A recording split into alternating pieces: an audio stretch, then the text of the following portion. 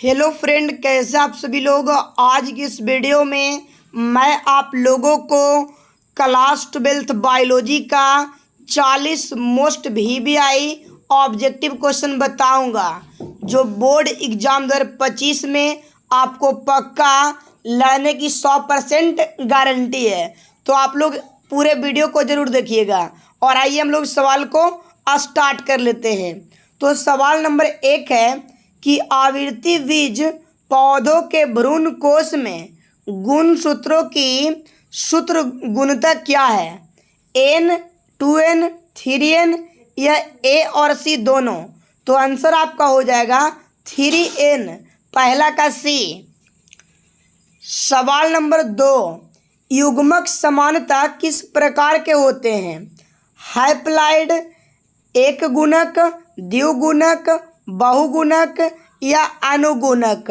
तो युग्मक समानता किस प्रकार के होते हैं जी? तो आंसर आपका हो जाएगा एक गुणक, हैप्लॉइड, 2 का ए। सवाल नंबर 3, काजू निम्नांकित में कैसा फल कहलाता है? काजू निम्नांकित में कैसा फल कहलाता है? तो आंसर आपका हो जाएगा नट। क्या हो जाएगा जी? 3 का C। सवाल नंबर यहाँ पे देखिए 4 नंबर। सवाल नंबर 4, जब संतति की उत्पत्ति एकल जनक द्वारा होती है तब यह क्या कहलाता है? लैंगिक जनन, अलैंगिक जनन, A और B दोनों, आंतरिक निषेचन। तो 4 का राइट आंसर आपका हो जाएगा अलैंगिक जनन, 4 का B। सवाल नंबर 5, निम्नलिखित में से कौन सा जंतु उभयलिंगी नहीं है? निम्नलिखित में से कौन सा जंतु उभयलिंगी नहीं है? जोंक, केंचुआ या फीता क्रीम या घरेलू मक्खी। तो आंसर आपका हो जाएगा घरेलू मक्खी जो है उभयलिंगी नहीं है। सवाल नंबर 6, स्त्री दल चक्र पुष्पों में बना होता है। स्त्री दल चक्र पुष्पों में बना होता है, फूलों में बना होता है। अस्टिग्मा का, स्टाइल का, ओवरी का, उपयुक्त सभी। तो आंसर हो जाएगा उपयुक्त सभी, 6 का D। सवाल नंबर देखिए 7 नंबर। सवाल नंबर 7 है भ्रूणपोष वाले बीजों को क्या कहते हैं? भ्रूणपोष वाले बीजों को क्या कहते हैं? तो आंसर आपका हो जाएगा एंडोस्पर्मिक। सवाल नंबर 8, अनुगुणित भ्रूणपोष निम्नांकित में किसकी विशेषता है? तो आंसर आपका हो जाएगा अनावृतबीजी, 8 का B। एकदम हर हालत में आप पूरे बायोलॉजी के ऑब्जेक्टिव को रट जाइए ताकि आपको बोर्ड एग्जाम में एक भी नहीं छूटेगा। सवाल नंबर 9, किस प्रकार का बीज चोल खाया जाता है? किस प्रकार के फल का बीज चोल खाया जाता है जी? तो आंसर आपका हो जाएगा सर जी लीची का या शरीफा का या जायफल का। तो उपयुक्त सभी, 9 का D। सवाल नंबर 10, एनीमोफिलिक नामक परागण किसके द्वारा होता है? चिड़िया के द्वारा, चमगादड़ के द्वारा, घोंघा के द्वारा, हवा के द्वारा। तो राइट आंसर आपका हो जाएगा हवा के द्वारा। सवाल नंबर देखिए 11 नंबर, एक स्वस्थ महिला के पूरा जीवन काल में उत्पन्न कुल अंडों की संख्या होती है। एक स्वस्थ महिला के पूरे जीवन काल में उत्पन्न कुल अंडों की संख्या कितनी होती है? 4440 या 365। तो आंसर आपका हो जाएगा यहाँ पे 400। कितने जी? अंडों की कुल संख्या 400 होगा, 11 का B। सवाल नंबर देखिए 12 नंबर। सवाल नंबर 12, परिपक्व शुक्राणु के शीर्ष पर एक टोपीनुमा रचना पाई जाती है, उसे क्या कहते हैं? परिपक्व शुक्राणु के शीर्ष पर एक टोपीनुमा रचना पाई जाती है, उसे क्या कहते हैं? एकोसोम या मेसोसोम, एपिसोम या स्फेरोसोम? क्या होगा 12 के जी? तो आंसर आपका हो जाएगा एकोसोम कहते हैं, 12 का ए। सवाल नंबर 13, सर्टोलिक कोशिकाएं पाई जाती है। सर्टोलिक कोशिकाएं कहाँ पाई जाती है? तो आंसर आपका हो जाएगा वृषणों में। कहाँ जी? वृषणों में। सवाल नंबर देखिए 14, ग्राफिनियन फॉलिकल पाए जाते हैं। ग्राफिनियन फॉलिकल पाए जाते हैं तो मानव के थायराइड में, मानव माधव के अंडाशय में, मेढक के अंडाशय में, खरगोश के वृषण में। तो 14 का राइट आंसर आपका हो जाएगा सर यहाँ पे ऑप्शन नंबर बी, मादा मानव के अंडाशय में ग्राफिनियन फॉलिकल पाए जाते हैं जी, मादा मानव के अंडाशय में। सवाल नंबर 15, गैमिट निर्माण को क्या कहते हैं? गैमिट निर्माण को क्या कहते हैं? तो राइट आंसर आपका हो जाएगा यहाँ पे option number A, gametogenesis. Gametogenesis होगा 15 का ए। सवाल नंबर देखिए 16 नंबर सवाल है, जनसंख्या अधिक होने से क्या होती है? जनसंख्या अधिक होने से क्या होती है?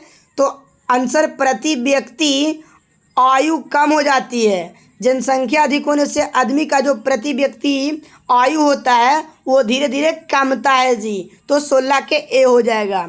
सवाल नंबर 17, बढ़ रही मानव भ्रूण का पहला संकेत क्या है? भ्रूण के आंदोलन या आपका ऑप्शन दिया हुआ है स्टेथोस्कोप द्वारा हृदय ध्वनि को सुनकर अंगों का विकास, या इनमें कोई नहीं। तो आंसर हो जाएगा आपको स्टेथोस्कोप द्वारा हृदय को सुनकर। सवाल नंबर 18, एक संकरण का जेनोटिपिक अनुपात क्या होगा? एक संकरण जेनोटोपिक अनुपात क्या होगा जी? तो आंसर हो जाएगा आपका सर जी 18 का ए नंबर, 1:2:1, 18 का ए।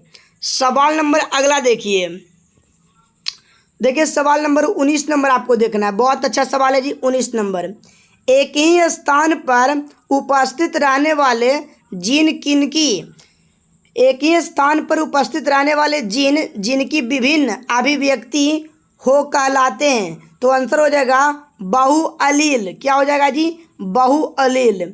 सवाल नंबर 20 नंबर देखिए, मोस्ट वीवीआई ऑब्जेक्टिव क्वेश्चन है कि द्विसंकरण क्रॉस में अनुलक्षित फेनोटाइपिंग अनुपात क्या होगा? तो आंसर आपका हो जाएगा 9:3:3:1, 20 का डी याद रखिएगा।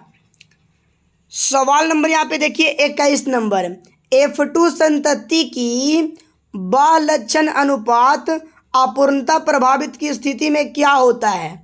F2 संतति की बहुलक्षणित अनुपात अपूर्णता प्रभावित की स्थिति में क्या होता है? 3:1, 2:2, 1:2:1, या इनमें कोई नहीं। तो राइट आंसर आपका हो जाएगा सर जी यहाँ पे 1:2:A, 21 का हो जाएगा सी नंबर।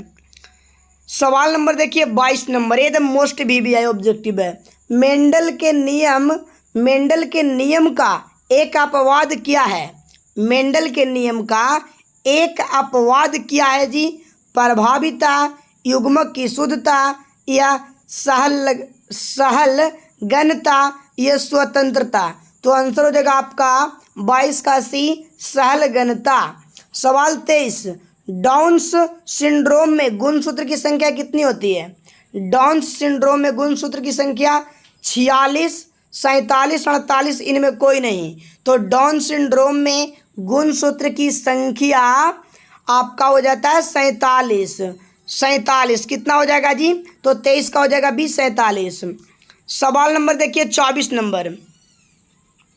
सवाल नंबर 24 है कि सुकेंद्रियों में tRNA और 5SRPNA और SNRNA के अनुलेखन में निम्नलिखित में कौन सा अंतर्ग्रस्त आते हैं। तो राइट आंसर आपका हो जाएगा यहाँ पे सी नंबर RNA पॉलीमेराज 3, RNA पॉलीमेराज 3। सवाल नंबर 25, न्यूक्लिक अम्ल पॉलीमर होता है तो क्या होता है जी? तो राइट आंसर आपका हो जाएगा यहाँ पे न्यूक्लियोटाइड का। यहाँ पे न्यूक्लिक अम्ल पॉलीमर है तो आंसर हो जाएगा आपका 25 का ए। सवाल नंबर 26, ऐच्छिक जीन के बाहुलीकरण हेतु किसका उपयोग कर सकते हैं? ऐच्छिक जीन के बाहुलीकरण हेतु किसका उपयोग कर सकते हैं? तो आंसर आपका हो जाएगा यहाँ पे PCR का 26 का बी। सवाल 27, पॉलीमरेज श्रृंखला अभिक्रिया का क्या अर्थ है? प्रतिलेखन, स्थानांतरण, ए और बी दोनों, DNA प्रतिवर्धीकरण। तो क्या होगा जी? पॉलीमरेज श्रृंखला अभिक्रिया का क्या कार्य करता है? तो 27 का राइट आंसर हो जाएगा सर जी यहाँ पे ऑप्शन नंबर डी, DNA प्रवर्धीकरण। सवाल 28, RNA के रीमिडिन में पाया जाता है तो RNA के पायरीमिडीन में पाया जाता है जी। तो राइट आंसर आपका हो जाएगा सर जी, हर हालत में एकदम याद कर लीजिएगा, ऑप्शन नंबर सी 28 का साइटोसिन तथा यूरासिल। 28 का सी। सवाल नंबर देखिए यहाँ पे 29 नंबर, DNA तथा RNA के प्यूरिन में कौन कौन से टायोजिन्स क्षार में होता है? एंडीन, गवाइनिन या ए और बी दोनों या साइटोसिन?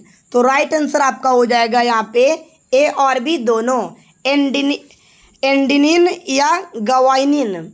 सवाल 30, कार्बनिक जैविक विकास से पूर्व रासायनिक विकास हुआ था, इसकी अवधारणा किसके द्वारा दी गई?